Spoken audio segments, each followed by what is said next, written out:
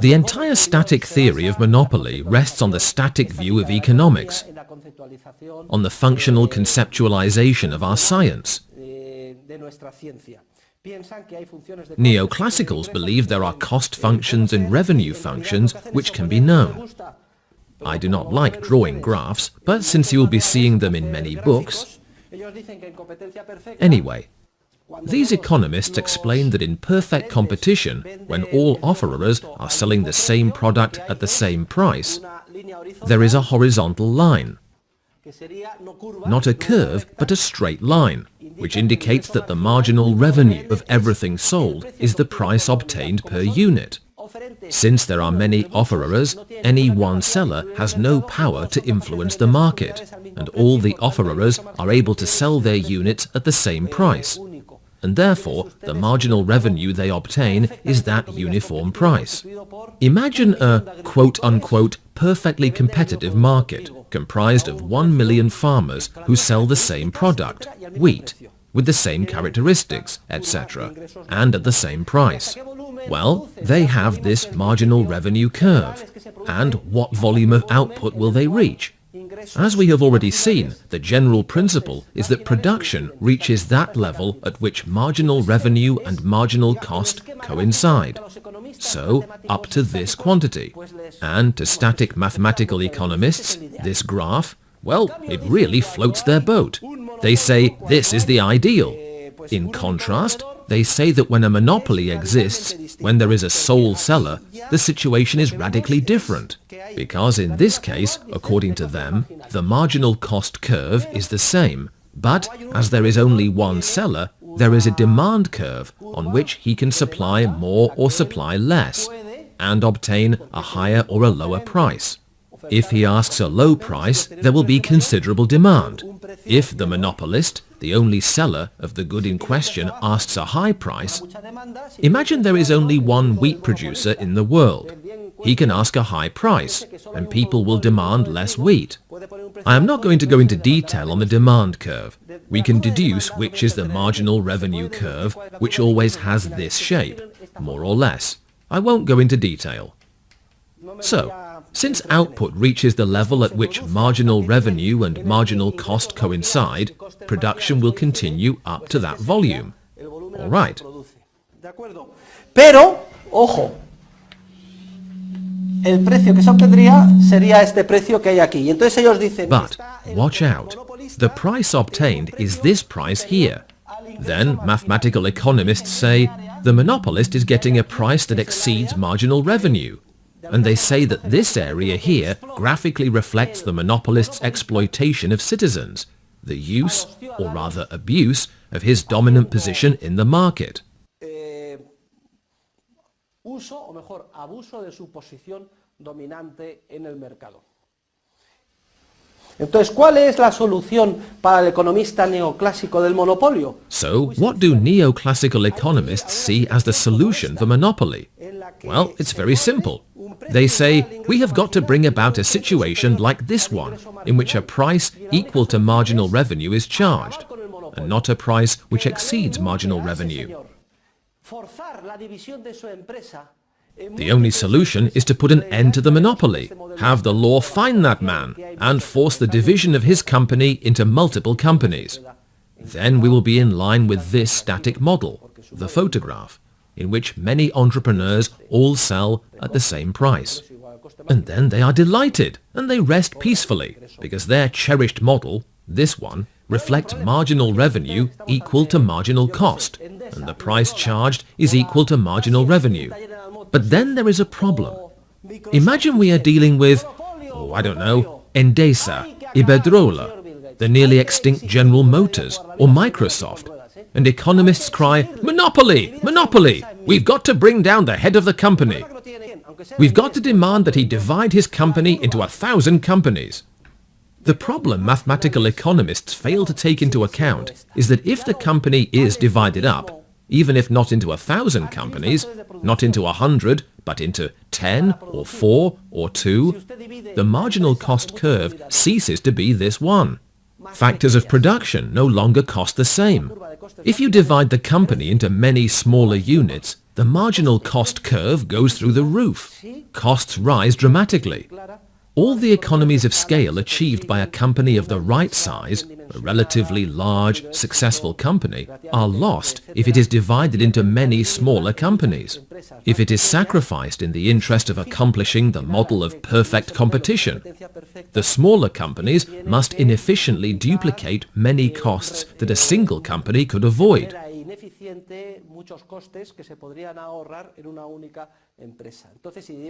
So, if we divide Iberdrola or Microsoft, etc., into 40 companies, the marginal cost curve is no longer this one. It starts to go up, or even more, or more. The marginal cost curve is up here.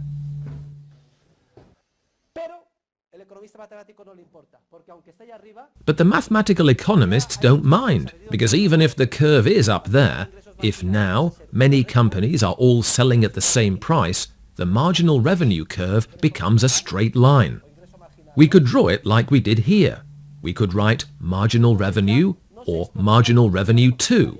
And now the consumer is no longer exploited, because the price charged is exactly equal to marginal revenue, where it intersects with the marginal cost curve. The consumer is no longer being exploited. The economists rest easy. But I ask you, should the consumer be happy? What would the consumer prefer? No exploitation whatsoever, but to pay a price 8 times what she is paying now, or to pay a fraction of that, much less than would be charged under perfect competition, though in theory she is slightly exploited, since, according to the analytical tools used, that is, the curves, which exist only in the obsessive minds of mathematical economists, it appears that a price higher than marginal revenue is being charged. El argumento, y ya con eso termino mis comentarios. The argument, and with this I will conclude my comments on neoclassical economics, is that when there is only one seller, if the demand curve is inelastic, then it interests him to raise the price, even if that means he will sell less. He raises the price but sells less. If the curve is inelastic, it turns out that total revenue is greater than it would be if he sold more. Why? Because the increase in price is more than proportional to the decrease in demand. When the curve is inelastic, then we are in the worst of worlds. It is in the offerer's interest to artificially reduce production, in order to charge the consumer a higher price. But of course, the problem is that neoclassicals are comparing a monopoly price with the price that would hypothetically exist under perfect competition. And since there are no functions, and the price under perfect competition is not known, nor can it be known, there is no guide. In real life, there is only the market price, and a price that is not the market price. Therefore, that is all we can analyze from the outside as theorists.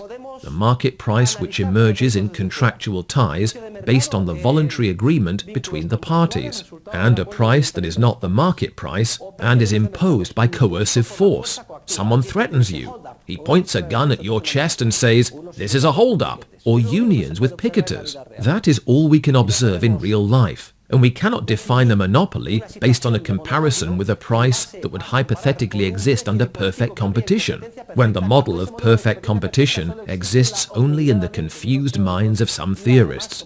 Furthermore, as I have shown, that price would only emerge in real life if companies were divided into many units, which would drive up costs dramatically. And even if this soothed the consciences of neoclassical economists, as everyone would be charged a price equal to marginal revenue and to marginal cost, the price could be stratospheric. It would be much higher. Price discrimination. What is price discrimination on the part of the seller? It is when the seller does not charge the same market price to all buyers, but discriminates between buyers. How? Well, in a simple way. He charges a higher price to those buyers he thinks have greater purchasing power, and he charges a lower price to those buyers he thinks have less purchasing power. In short, it's as if when we go to buy bread, let's say we go to the bakery to buy a loaf of bread. Let's see, how much does a loaf of bread cost? 50 cents for a loaf of bread. Okay. Well, we go to the bakery. Can you give me a baguette, please? Maybe baguettes are more expensive, €1. It's as if the baker said, just a minute, let me see your income tax return. We give it to him. Damn. You make a lot of money. A loaf of bread is going to cost you €20. You, on the other hand, you are destitute. You can have one for 5 cents. That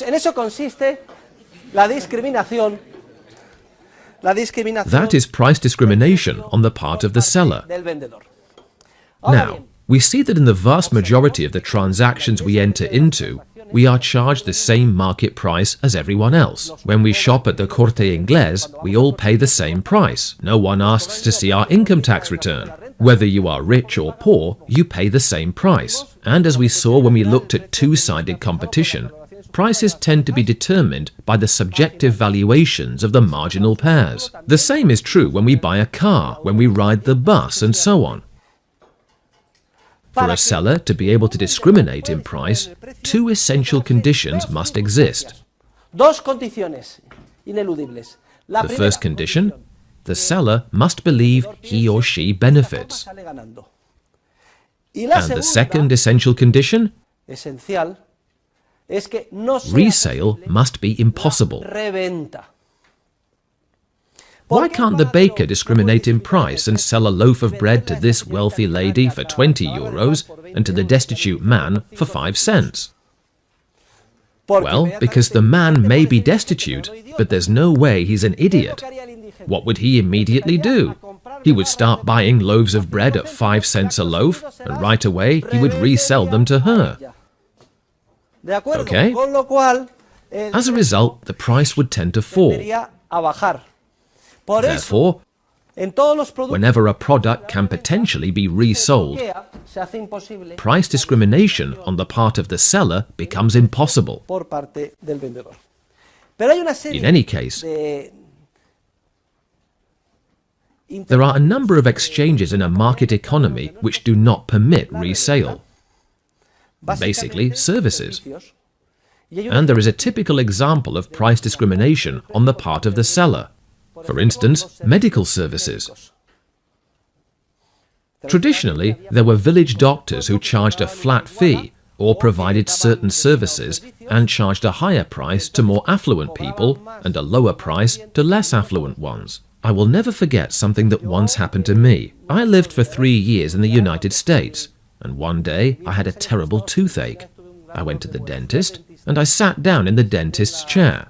And the first thing the American dentist said to me was, "So, what does your father do?" He was going to base his price on my answer. Clearly, if a dentist fills a tooth for me or does an implant in my mouth, I cannot resell that service to someone else. By the same token, for example, if a plastic surgeon specialized in making women look beautiful operates on a very well-known, highly esteemed actress,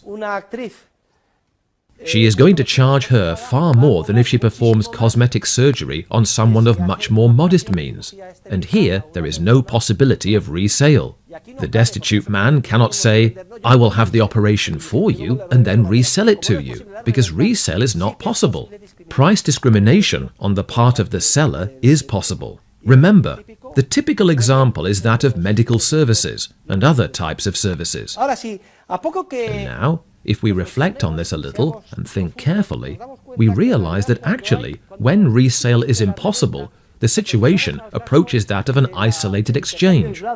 Do you remember the transaction between Julia Roberts and Richard Gere? Well, resale is impossible there too. In other words, the girl provides him with the service and he pays for it, but he cannot possibly resell it. So, in the end, price discrimination due to the impossibility of resale takes us back to the case of an isolated exchange, in which we saw that there are two very widely separated limits. One, the highest price the buyer was willing to pay, and two, the lowest price the seller was willing to accept. And the specific market price at which the deal was closed depended on the negotiating ability of both parties. In addition, we played some games and did some role play, etc., to learn more about the process. Vamos a hablar ahora de la interconexión de los precios. Now we are ready to discuss the interconnection between prices. Listen, in the market process, two important relationships exist between different goods and services, both at the level of consumption and at that of production. You need to understand them very clearly. These are intuitive ideas, but they are essential for analyzing what goes on around us. The two fundamental connections which occur in the market are connexity of complementarity and connexity of substitution. Two goods, whether they are consumer goods or factors of production, are complementary if the demand for them moves in the same direction. In other words, when the demand for one rises, the demand for the other rises as well.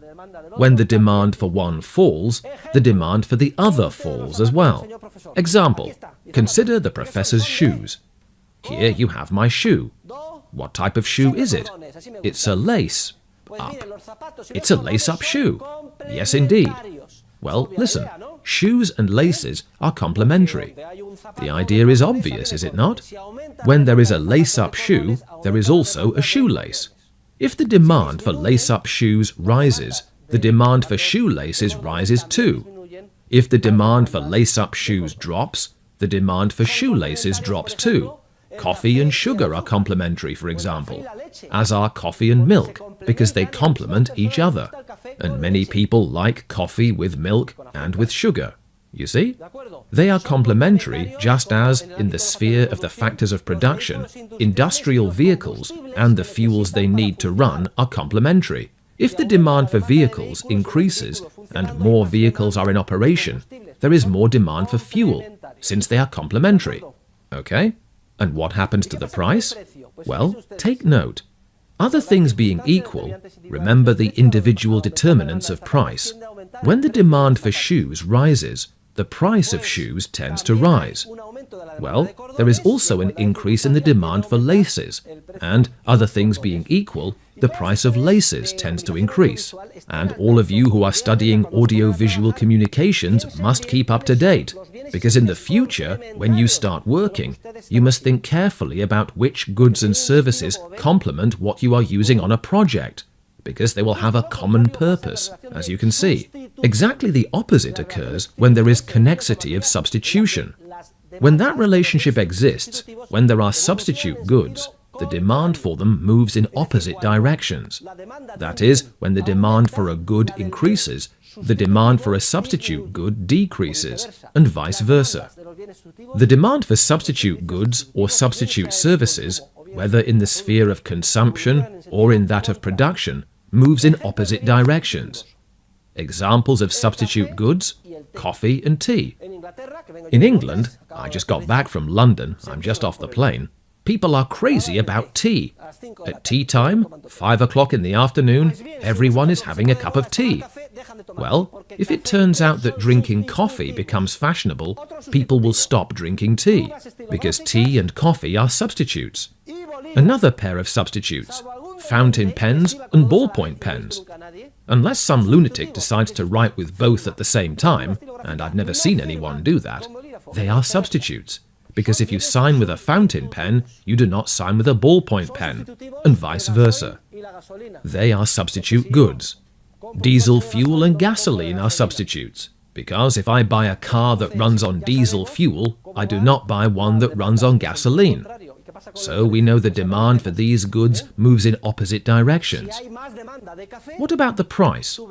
Well, let's analyze this. If there is more demand for coffee, and the price of coffee goes up, other things being equal, there is less demand for tea, and the price of tea goes down. This is just the opposite of what takes place in a relationship of complementarity. In the market, the relationship par excellence is that of complementarity.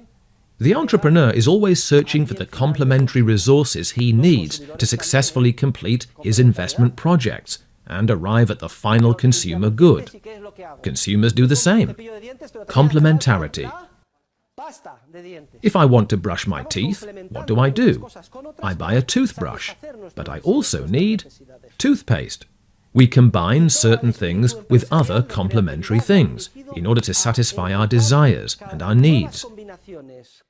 All creative entrepreneurial spirit is aimed at finding new combinations that are more and more dynamically efficient in terms of complementarity to satisfy our needs.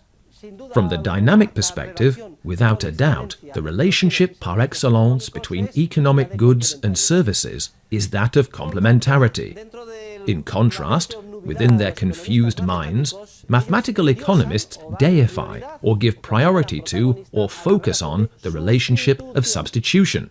They view the idea of substitution as the essential idea, and based on that, they draw substitution curves or lines for substitute goods, and they develop an entire theory of static consumption that makes no sense.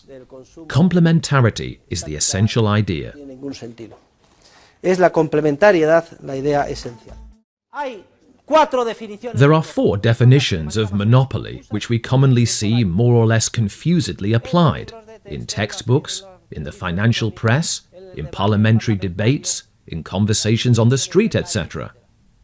The first definition of monopoly is very loose, clumsy, and misleading. It holds that monopoly exists when a company, quote-unquote, controls its price. What does this mean? It means that in a market economy, everyone is free to ask whatever he wishes for his goods and services, and rightly so. But watch out. I may be absolute lord and master of what I asked for my goods and services, but that may be totally irrelevant, because for a deal to be closed, the other party must be willing to accept the price I ask, and if the other party is not willing, the deal or exchange will not ultimately be closed, nor will a market price be set. I could say to you, listen, I am such a good economics professor that each hour of economics I teach costs €1,000,000 per student. It would be within my right. Either you pay me €1,000,000 or there's no class. What would be the result of that? There would be no class, all right? So, the idea that each company controls its price, be careful. It does and it doesn't.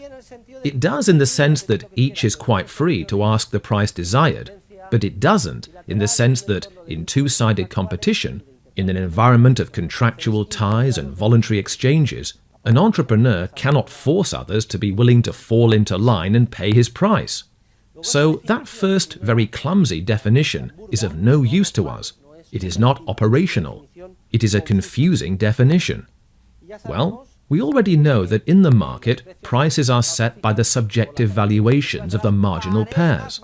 There must always be 2 parties, a buyer and a seller, who act voluntarily, because in doing so, they always come out ahead. Each one believes he or she benefits. I could be Julia Roberts and say, look, it'll cost you €100,000 to spend the night with me. And the guy could say, well, listen, in that case, nothing doing. In the end, the deal is closed at €2,000 or at €1,000, which is sufficient. But the parties act voluntarily. Physical violence is neither used nor threatened. The second definition of monopoly is the etymological definition. Monopoly comes from the Greek monos, which means single, one, and polein, which means to sell. Monopoly. A state of monopoly is said to exist when there is only one seller of a good in the market. This is the second definition, and it rests on a false concept, as our analysis in recent classes has shown. It is a static definition. It is based on taking a photograph, selecting an arbitrary frame from the social process, and focusing on whether at that moment there is only one seller of a good, or there is not only one seller of a good. By the way, when I ask you for definitions of monopoly, you must provide a summary of the entire comparative analysis we have made up to this point. Add to that the following. Notice, the static definition is that monopoly exists if there is only one seller of a good in a sector or an industry. But I ask you, and please write this down, what is the definition of a good, a sector, and an industry, because a state of monopoly will or will not exist depending on how you define the sector or the industry. To what sector or industry does Coca-Cola belong? If we are restrictive enough, Coca-Cola will have a monopoly. If we define the sector as soft drinks, which are dark, carbonated colas advertised with, in the end, only Coca-Cola will be left in this sector.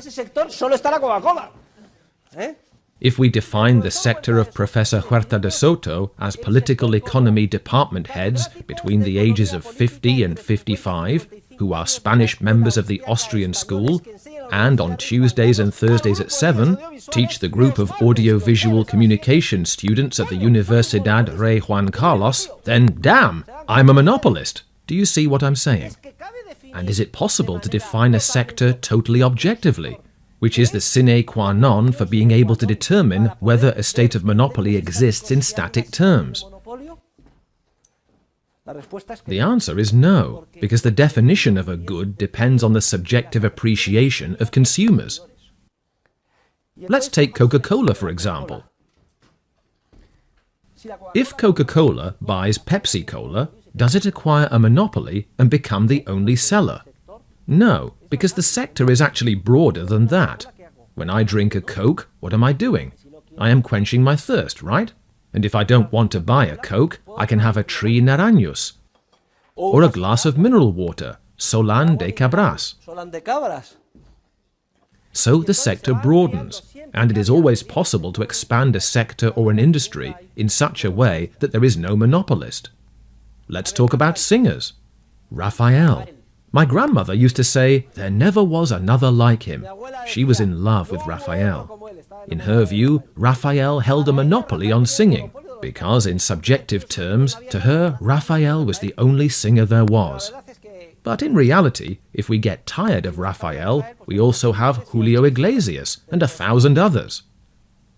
So, to all we have said about the incorrect conceptualization, about defining monopoly in static terms instead of in the dynamic terms of whether or not there is free access to entrepreneurship, we must add the problem of the impossibility of unambiguously defining the concept of sector or industry. Since that definition of sector or industry depends on subjective appreciation, we cannot use an objective criterion discernible to an outside observer and applicable in scientific terms to a supposed regulation of monopoly, for example. But, I repeat, the crucial argument is not this one. The crucial argument is that it is absurd for us to consider an isolated frame and focus on whether or not there is only one seller. We must see the succession of frames that make up the movie. And the crucial point is whether or not there is free access to entrepreneurship in all areas of the market. If there is, then there is competition, regardless of whether in some isolated moment a sole offerer predominated. And if that is the case, rather than a sign of consumer exploitation, it indicates precisely that by best serving consumers, an offerer temporarily gained predominance. But watch out. I repeat, in the market, each day is a new beginning. We cannot rest on our laurels. And if that offerer does not continue, prospectively, to constantly search for the best way to satisfy consumers with the best product of the best characteristics at the lowest price, thousands of potential competitors will immediately come out of the woodwork like termites and threaten her predominance. Unless Papa State comes along wielding all its coercive, systematic power and by force blocks access to entrepreneurship. The third definition of monopoly is the legal institutional definition. Lord Coke defines monopoly as a privilege, ius privilegium, granted by the king, that is, the state. At the time, the king embodied the state. A privilege granted by the state for the exclusive sale, purchase, making, handling, or use of a certain good. Privilegio por el cual se restringe. A privilege by which the prior freedom of other people, other entrepreneurs, to produce, distribute, make, handle and freely exchange that good is, to a greater or a lesser extent, restricted, prevented, hindered, or totally prohibited. In other words, the legal institutional definition of monopoly is the correct definition of monopoly. It refers to those privileges the state grants, thus blocking free access to entrepreneurship in certain areas of the social process, which are reserved exclusively for the privileged. In a free economy, one in which the state does not intervene, there are no monopolies in the legal institutional sense, because there is free access to the exercise of entrepreneurship in all areas of society. Therefore, monopolies rise wholly and exclusively as a result of the activity of the state, which, for example, establishes a monopoly on postal services, or in the past in Spain, the CAMPSA monopoly. Do you know what CAMPSA stands for? Compañía Arrendataria del Monopolio de Petróleos Sociedad Anónima, Company for the Leasing of the Oil Monopoly. I have given this example because monopoly actually appears in the name. We are talking about a deep-rooted tradition, since one of the state's main sources of financing was to establish a monopoly, for example on salt mines, or a monopoly on cinnabar mines. With this, they barred free access. The monopoly on trade with the Indies is another example. Also, who holds the monopoly on railroad transportation in Spain? Renfe. And why? And does the competition court go after Renfe? No, it does not. The competition court only goes after honest private competitors. And the true monopolists? As might be expected, they are left alone. And until not long ago, the Compañía Telefónica Nacional de España held a monopoly on telephone service by law. Who has the monopoly on law enforcement? The police. When free access to entrepreneurship is blocked in any area, the entrepreneurial creativity for solving problems is also blocked. And that is why state-created monopolies are so inefficient in dynamic terms. They provide very poor services at a very high cost. And that is consumer exploitation. All efforts should be focused there, to open up the free exercise of entrepreneurial competitiveness, those areas reserved by law for a privileged few. Now we come to the fourth definition of monopoly, according to which monopoly exists when someone achieves a monopoly price. A monopoly price is achieved by restricting production, in the hope that the decrease in sales will be less than proportional to the increase in price. Therefore, in terms of total revenue, the supposed monopolist comes out ahead. And I repeat, mathematical economists define this by saying that the demand curve is inelastic, as if they were talking about a mattress, elastic or inelastic. They also compare the monopoly price with a lower price they suppose would exist under perfect competition. This fourth definition makes no sense, because it involves comparing the monopoly price with a competitive reference price, and that competitive reference price does not exist. We cannot imagine what it would be. We can only leave it to the free exercise of entrepreneurship and creativity in a dynamic environment, in which new products are offered at different and variable prices. To theorize, to think, what would the perfect competition price be, is only possible in the perverse minds of mathematical economists. In real life, if such thoughts led to forcing an entrepreneur like Bill Gates to divide his company into 20 companies, we have already seen that neoclassical economists are quite unconcerned about it, though it means the price will be much higher than the one we are paying now. Again, in the market, there are not two types of prices, competitive prices and monopoly prices. There are free market prices, when free access to entrepreneurship exists in all areas, and monopoly prices, which result from state-granted privileges that, to a greater or a lesser extent, favor a small group of people, to the detriment of everyone else. If the state stopped intervening in the economy, the problem of monopoly would disappear. Therefore, it is unnecessary. And in fact, there is no greater hypocrisy than to maintain an entire web of competition legislation based on the incorrect paradigm of mathematical economics, and to go after true competitors and poor entrepreneurs while screaming blue murder and saying, "Thank goodness we're here, the public authorities, to defend competition," and completely disregarding or forgetting or overlooking the true monopolies, the ones that actually harm consumers.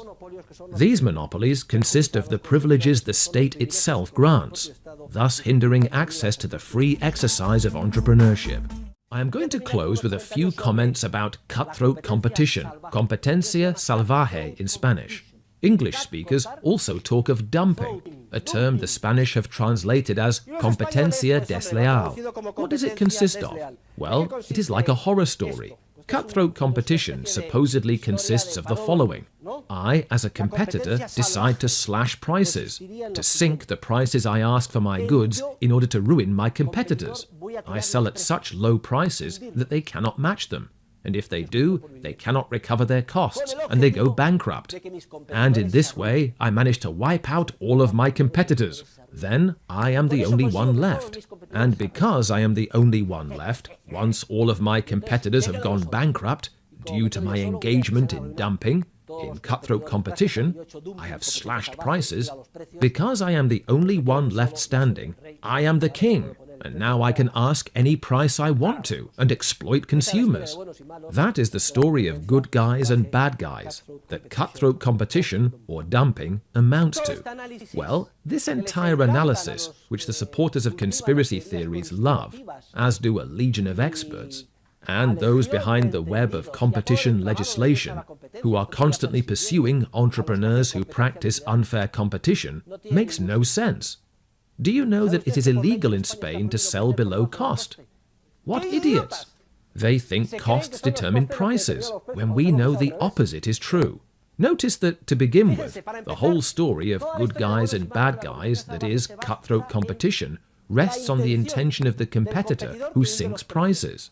So, if you sink prices because you have been diagnosed with cancer, you are depressed, and you wish to liquidate the business. Perfect. But if you do exactly the same thing in order to ruin the corner shopkeeper, because you are a lowlife, then it's unfair competition. Off to jail with you. We cannot possibly get inside subjective opinions and discern them from the outside. If you murder a person, you are a murderer, and it makes no difference to me whether the person deserved it because, listen, she made my life hell. This woman, you just don't understand. She was unbearable, nagging me all the livelong day. She was driving me insane. Anybody in their right mind would understand perfectly. I had to kill her. There was just no other way. So we become familiar with the case, and we say, well, the truth is, you're right. She was unbearable. You did the right thing. No. The objective act is a crime, regardless of your subjective considerations. In the case of competition, despite obvious differences, the attempt is made to say, it is your intentions which determine whether you are doing the right or the wrong thing. And who is to say what your intentions are? How are we going to get inside the intentions of an entrepreneur? But, and here is another argument, let's think. What does cutthroat competition consist of? Let's see. It consists of slashing prices, sinking prices. And who benefits from that? Consumers. The entrepreneur who is assumed to be an unfair competitor should not be fined, nor put in jail, nor pursued. In fact, he or she is a philanthropist, a lover of humanity, and deserves a statue. Furthermore, imagine, what does the entrepreneur accomplish by acting so philanthropically and practically giving away the good? He or she ruins all competitors, and at that point starts to raise the price. The entrepreneur must begin by recovering from all the preceding losses.